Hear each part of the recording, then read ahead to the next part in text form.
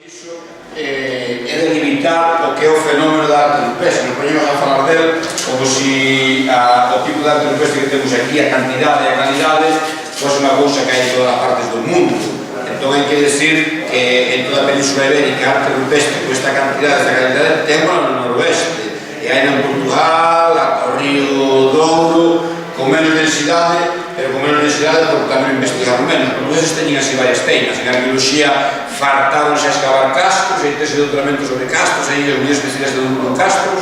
mamuas escabicharon por todo o monte, e tese doutoramento sobre mamuas, pero tanto a arte rupestre como o mundo da toponimia que para eles non existe. Os petrolíferos que se están descubrindo hoxe na zona de Camiña de Valença e na zona de Viana, que tamén nos hai, están sendo descubertos por Manuel Obredo, por Cante, mais un vello daqui que van do Rosario, non se pone un palado, todo o día lá, e veñen todos os días, o que vai ao mar vai con unha robaliza, o ven con un peixe, e ven con petrolíferos novos todos os días, porque hai un valero de investigación. Foi o que pasou aquí, cando nos descubrimos o xacemento do Pedro de Lameiros, que foi descoberto en febreiro do ano 84, en Bayona había 6 petrolíferos, e hoxe hai, só ali no Pedro de Lameiros hai 32, en Bayona en total hai uns 50. Non é que non houbera arte rupestre, que había un valero de investigación. O mesmo valero de investigación que había, que pensamos que isto que é un coñecemento, que se coñecía a arte rupestre de toda a vida. Empezouse, sempre que se recurre a algo, hai que sempre o padre Sarmiento, que cita, no texto do Seical, nas das viaxes a Galicia, de 1740 e tantos, 50 e tantos, que cita que a parte das letras escritas que hai por aí, que hai outros grabados raros, iso sí que o di, pero non especifica. E a primeira vez que salen petrolíferos deben ser estas historias que hai na segunda metade do século XIX, a de Murguía, que pon un petrolífero, pon un Cotobade, un petrolífero histórico, porque son cruces, non é deses artigos que coñecemos, cando un Cotobade é míos, pero empeza a citar, e despois, cando se empeza o fenómeno de maneira radical, cando Castro San Pedro, que era unha enciclopedia andante, é un alumno que tiña ali, un discípulo que era que morreu moi novo, Enrique Campos Sobrino, que se pon a denunciar os petrolíferos. Isto é, por ano 1899, 1900, hai un fotógrafo en Pontevedra, Zagala, penso que xa ten alguna foto publicada de petrolífero de Cotobade, pero o fenómeno non se coñecía en ninguna parte, empeza a coñecer polo 1908 en unha exposición regional en Santiago, e cando ali aparecen os primeiros dibuxos e campos de petrolífero do momento, o sea, estamos falando de 120 anos, isto non se coñecía para nada, levado os arqueólogos que había en Madrid daquela, o Cabrel, despois un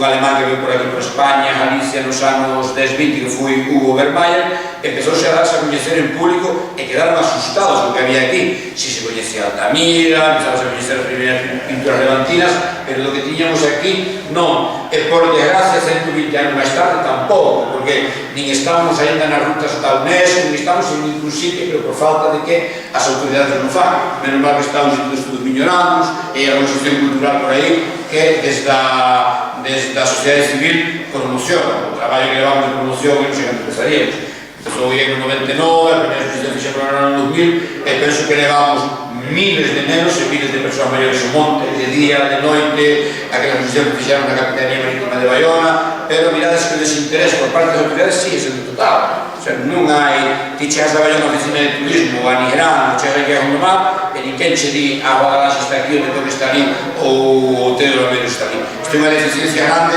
que os vosos alumnos, os vosos fillos xa non van ter, van polo menos a coñecer. Agora iso era un descoñecemento total que non permitiría un sueco, un alemán, un catalán, un vasco, sería un recurso económico e identitario de primeira orde.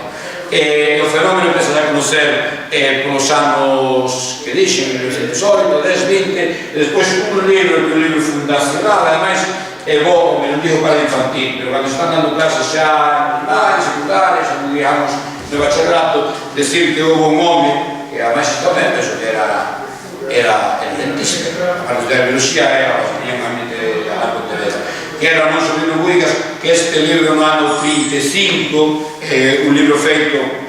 no seo dos engaños estudos galegos, que cando fixemos os estatutos do IEN no 99 remedamos os estatutos de aquí, tanto espírito como os estatutos están remedados de aquí, que é un libro que agora está traducido o galego, está traducido por un profesor de latín de Agadalasco, que jubilouse por Pepe Soto, que é unha auténtica xoia porque se di aquí, que é un anticipo e intentamos algo. Ademais hai unhas fotazas que están desaparecidas, unha escena de cópula que había en Pazo de Orlenga, cerca da Muedo, as fotos son extraordinarias, os calcos en cal son fora de serie, e hai que decirlle aos nenos que os coñecementos que hai non nacen nos libros de texto, que hai que facelos con miles de horas. Este señor a fazer este libro dio, por lo que botou 19 anos tirado polo monte estudando todo isto, o sea, non nace por xeración espontánea. Este libro é un fito, despois houve un baleiro entrado no 35, veo que veo, a guerra, o seminario desmontouse, que pasou a chamar outra cosa, non é? Estudio Padre Sarmiento, un nome distinto, e quedaron sobre toda a riqueza cultural que había no país, foi embargada por o réxime daquela. Un fillo de Sobrino Buigas, Sobrino Lorenzo Ruza, publica algo nos anos 50-60, pero é un rapaz, un home que morre prematuramente, e non hai nada de arte rupestre prácticamente ata o ano 79, penso que se publica El Sarjadero, los petrolíferos gallegos de Antonio de la Peña Santos e Vázquez Varela, non hai prácticamente nada. E aí se rexurdir con ese libro, e nós tivemos a sorte aquí que adherimos ao Museo de Castrelos, está no director, que depois foi por Caldeiro, por ladrón, pero era mellor que roubara porque facía algo, porque escavou castas, publicou petrolíferos, hai unha revista do museo, había actividades, pero ahora